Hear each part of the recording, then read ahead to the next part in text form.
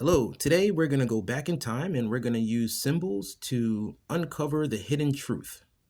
Okay, so let's begin and get started. So, time traveling with symbols. I reuse the same symbols over and over to make different images. And that's one of the things I'm trying to get through to everyone is that the creator of this world and the universe and us is not that complicated. And I'm going to show you how we can use the creator's own symbols and puzzle pieces to piece together our own history, our own reality, and our own future. Okay, so let's begin. We're going to start with a very, very controversial symbol, and we're going to shed some light on that right away. So today we're going to start with the you know what, but in Hindu, there will be people out there that will say, well, this was an Indian symbol first. Not true. This was a symbol in Kemet first, and I'll prove it to you. You see, this is a puzzle piece. Even if you take the dots away, it's still a puzzle piece. And if you look at things with your heart and your right side of your brain, you understand exactly what it is. You see, if you connect the lines, you solve the puzzle. You connect the dots, you find the jackpot. What you have here is a symbolic representation of the top of the Pyramid of Giza.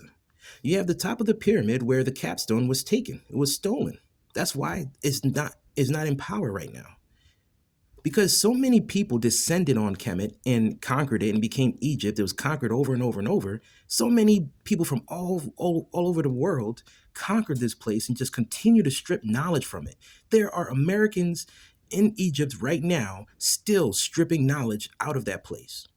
And yet Egyptians are got people coming say, hey, you want to see a dead body? And they're just showing all these mummies and tombs. Like Egypt was not about mummies and tombs. If America fell today, do you think that they would just dig up all the caskets and say, oh, look, this is how they buried people? Wow, look at the stone graves. Like, come on, people, wake up. All right. Back to the lesson. So just imagine if we put the capstone back on here, the power to the pyramid would return. So the next time you see a Nazi or somebody with that symbol on their flag, their shirt, their arm tattoo or whatever, just say, thank you for your support. You understand that you found our missing puzzle piece. Thank you. And tell them good job. And so now, again, if we return the capstone to the pyramid and let the light in, we'll get the power back to the pyramid. You see, when the pyramid was actually activated, when the pyramids were activated, peace was on the land because we didn't have to worry about energy. We were one with the world, with Saphira. I'm sorry, Earth. I call her Saphira. All right? And we're going to use the same symbols that we see in Egypt to travel through time and see what exactly really happened.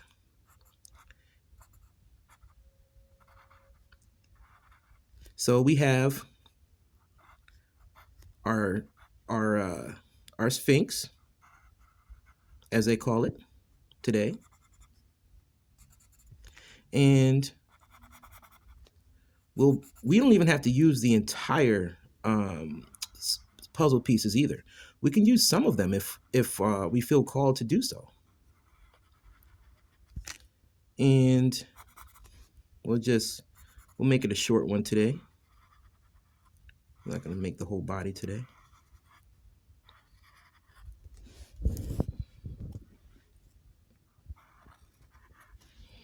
I probably made that one really big.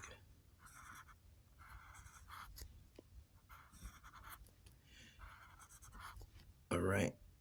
I think that's about right. Close enough. We'll even put the little backside there. All right. So look what we've done so far, just to recap. We took a symbol that people get offended by, and we turned it into a symbol of light, just like that. Because when you understand where the symbols come from, when you remember who you are and you remember these symbols, you see your own history, you see the creator in all things. And that's the key here. The creator is in everything. It was I would say the other side that perverted the symbols and commercialized them and made them demonic symbols. And notice that when you connected the four dots from the Hindu version of this symbol, you still have the nose that was shot off, right? You see, these type of things show you that our life, our reality, everything that's happened has already been written. It was already written. It was written, as they would say. And we can prove that by continuing on solving the puzzle. So this is when humanity was actually one with the Christ consciousness. But when that capstone was taken,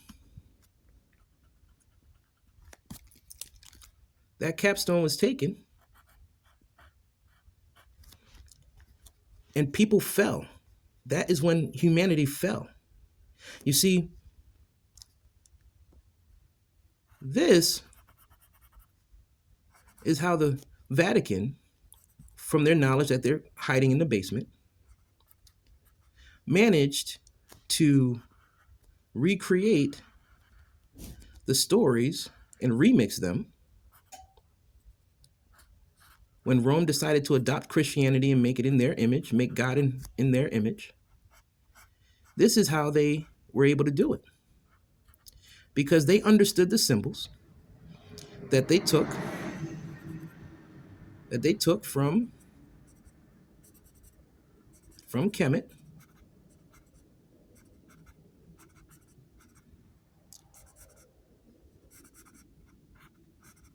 and they were able to remix the stories, change the names and appearances of the characters from the stories that they read about on stone. They deciphered, what was that, the Rosetta Stone, and they deciphered a lot of other symbols because people came to Egypt to learn. The Library of Alexandria, for instance. Yeah. So now you've got an innocent man hanging on the cross, and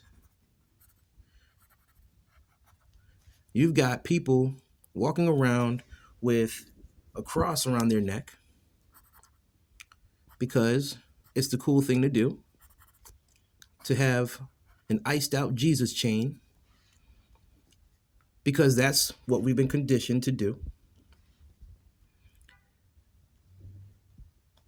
And now we have to walk around in fear of God instead of loving and just, appreciating the creator and everything that the creator created.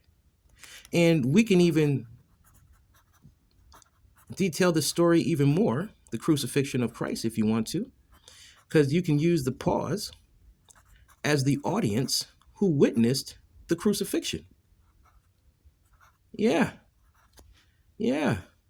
All those people that witnessed the crucifixion.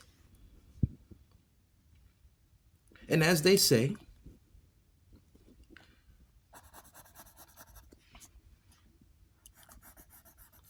I think it was in the Emerald Tablets that Thoth even said it. Man is a star bound to a mountain. That is true. That is true in so many ways. When they separated the capstone from the pyramid, that is the symbolic part of the crucifixion when Jesus said, "Why have you forsaken me?" as it was written in the Bible. And now, I believe those that follow the more esoteric version of the story, they know. I think they'll tell you it was Golgotha Mountain that Christ was crucified on. I can't pronounce it properly, but I believe that represents Skull Mountain, right? Skull Mountain. Symbolic allegorical stories written in words taken from symbols. Now, I'm going to take my time again today because I want you to take this in. Everything that we've been told was an illusion to keep us in the dark. Because what sells? Death and destruction. Okay? So, how do we turn this around? How do we change our course now that we went back in time and saw history? Well, let's flip the poles. Like the poles got flipped in the beginning. So let's flip the poles again.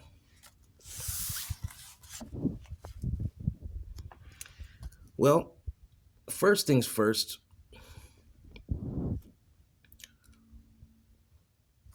we have to open our eyes. And this message is specifically for women, okay? Specifically for women. Because what happened was, when the Christ consciousness was crucified, this happened above and below at a macro, micro scale. When the Christ consciousness was crucified, so was the female voice. That is when man fell loose of her. That's when man fell Lucifer. Lucifer.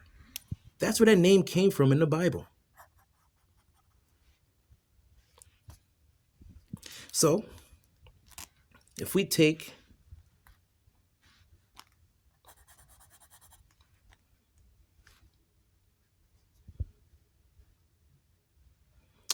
we could take a zoo like this, yeah.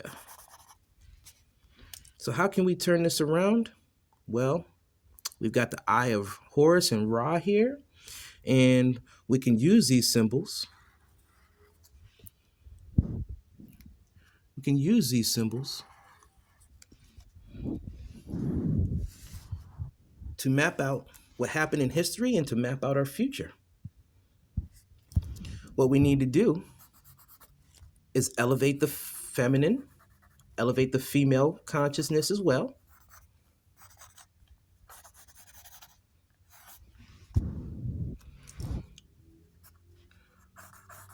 Respect Mother Earth again. Respect our wives, our sisters, our mothers, our aunts, our grandmothers, our neighbors, our co-workers. Respect them. Because what you have here, I want to show you what's happened to you, ladies. You see, if you notice, today, women are so pressed on making changes to their face, getting nose jobs, getting Botox, adding eyelashes. By the way, not a single man in history, just not a single man in history has ever said, man, I think she would look good with bigger eyelashes. I just want you to know, ladies, you're the only ones who are saying that, okay? But not knocking it, just letting you know, we don't care about that kind of stuff, you know. But just gonna continue on.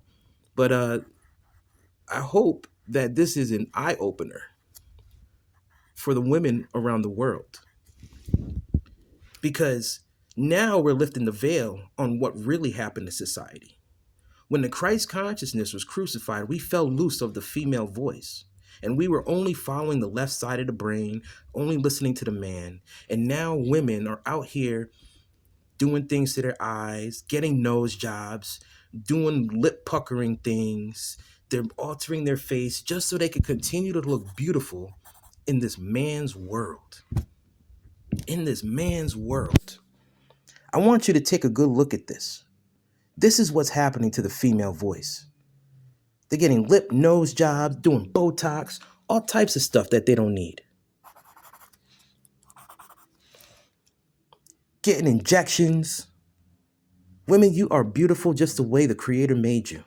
I love variety. I love the fact that every woman is built different. I don't want every woman looking the same like those Barbie dolls that come in the box. Come on, y'all. Like, seriously. Seriously. And once We elevate the female consciousness. And we do that. I've said this before, I say it again, That is when